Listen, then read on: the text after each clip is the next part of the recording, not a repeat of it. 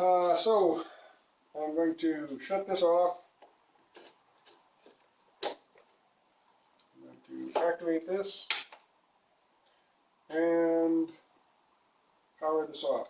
So right now I've got the 36 volts onto the bus, but there's two contactors holding it out, so it can't do anything. I'm going to power up the controller. It powers up, and it gives me a red signal, blinking red. I'm going to turn the key switch on anyway. And it shows me green on the interface module, but it's showing me a blank code on the car, on the controller itself. So, in my experience, when I try and start in this position, it doesn't start. I've got to clear the codes, and the only way I can get it to clear the codes is if I take this to like 1% or something. Then I can go in and clear my codes.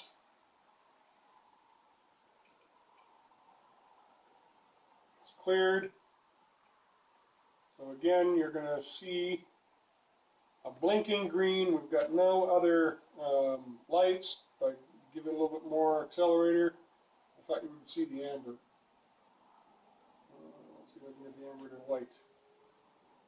Normally lit. There we go. If I'm under 0.7, 0.5%, it'll show me an amber. I'm going to do my start. You're going to have to hear the relays click. So that's the sequence. Internal pre-charge. I don't have any pre-charge resistors outside here. We've got two separate outputs for the contactors. My high voltage is on. My battery or my bus voltage is 38 volts right now. And if I continue to increase my throttle, when I hit about 4% on the throttle, I got 12 amps at 1 volt going out to the motor. And it doesn't actually start turning until I get somewhere in the 25, 30 amp range.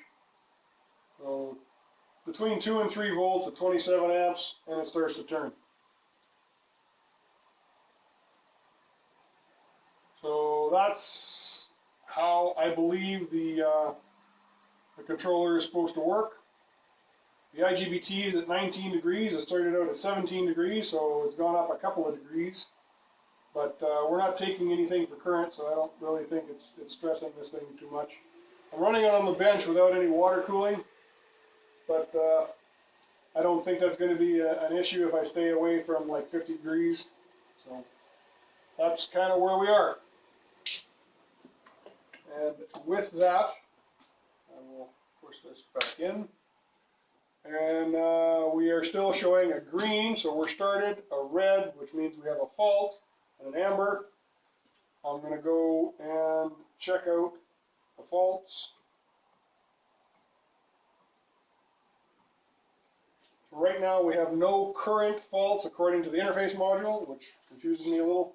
History says 16 and 17. In my system settings, all I've got is set date and time and units. Data logging, I've got everything turned on, although I can't find where I'm supposed to put the memory card in here. I have to ask about that. Features, throttle unit is under hardware control and set to custom. And then leakage outputs. We're supposed to warn on a leakage. Perhaps that's what I'm seeing. I'm not sure. Anyway, display. We got brightness and stuff, and then limits.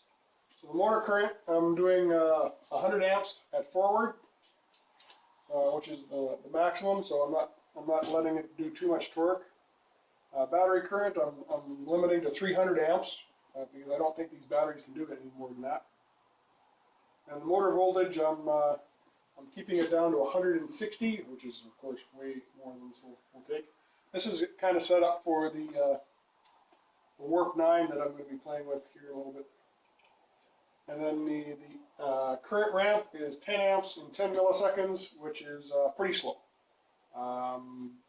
To ramp up to 500 amps, it would take half a second, which is on par with an internal combustion engine. And that's about it. Okay, we're checking out the pack. It is not exactly as it will be. You'll notice a couple of strange looking wires. This one going up is of sufficient size.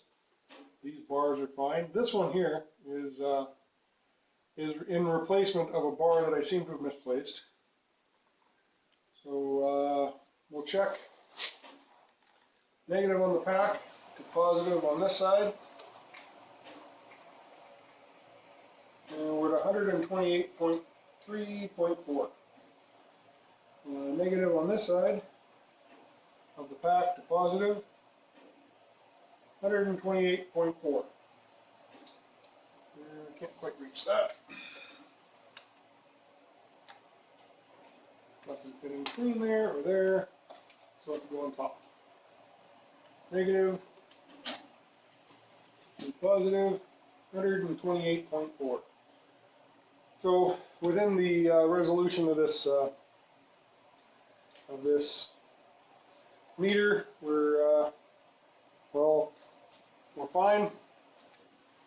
I'll hang this up here. See if I've got enough distance. So we go from here up to here. Come on.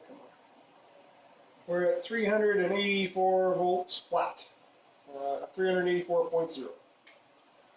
So that's a little undercharged, but pretty close. So you'll see the negative goes up to this post, which then goes on to the controller.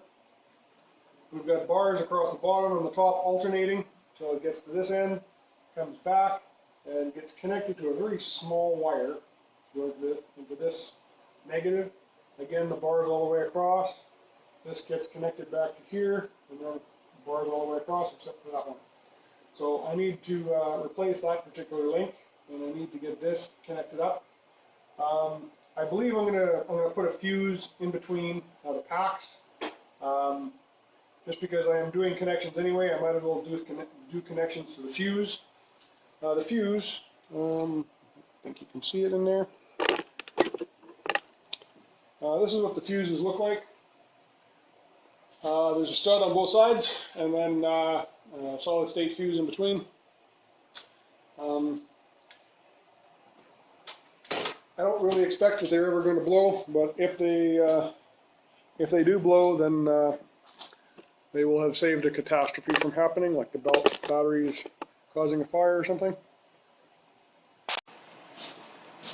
So these switches over here, this one is going to be replaced with the ignition on switch. This one is going to be replaced with the ignition start switch. So these ones won't be transferred over to the car. These terminations are going to be inside a junction box under the hood of the car.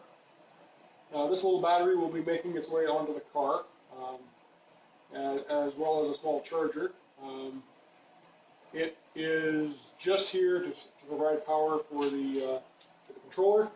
So since it won't be doing anything else, I'm pretty confident that it will last for a couple-hour drive.